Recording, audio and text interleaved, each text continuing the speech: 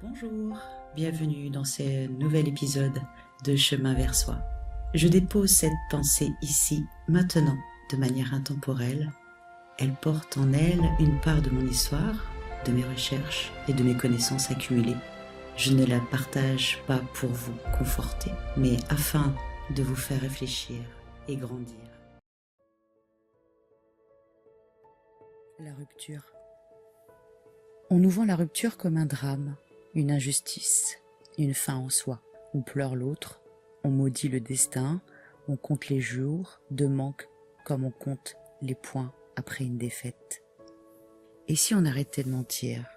Et si la rupture n'était pas la fin de quelque chose, mais le moment brutal où on est enfin sommé de rendre des comptes à soi-même? Réfléchir à ce qui fait vraiment mal quand un couple s'arrête. Bien sûr, il y a les souvenirs, les habitudes, les projets jetés à la poubelle.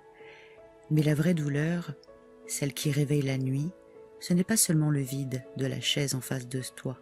C'est le vertige, c'est la panique de réaliser à quel point tu t'étais sous-traité à l'autre. On utilise souvent le couple comme un service externalisé. On délègue à l'autre la gestion de notre validation, de notre sécurité affective, parfois même de notre identité sociale. Avec lui, je suis quelqu'un d'intéressant. Avec elle, je me sens en sécurité. Et puis un jour, le contrat est rompu. L'autre s'en va.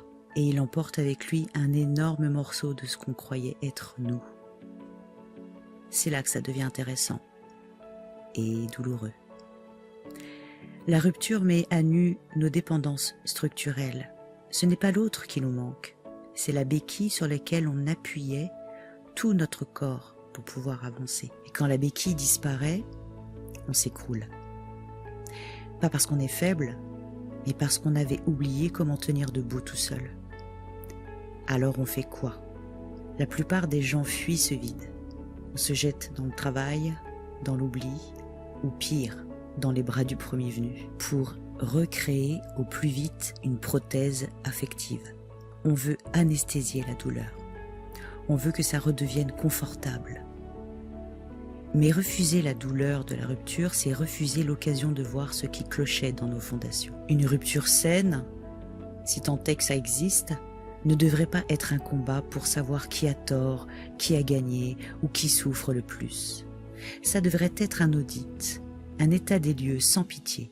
Qu'est-ce que j'ai mis chez l'autre que j'aurais dû garder en moi? Qu'est-ce que j'ai accepté de plier, de casser ou de taire pour garder le lien?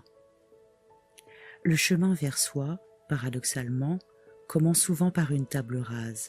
C'est le moment où l'on ramasse les morceaux de ce qu'on a délégué et l'on réapprend à habiter son propre territoire. Seul, vrai, sans filet.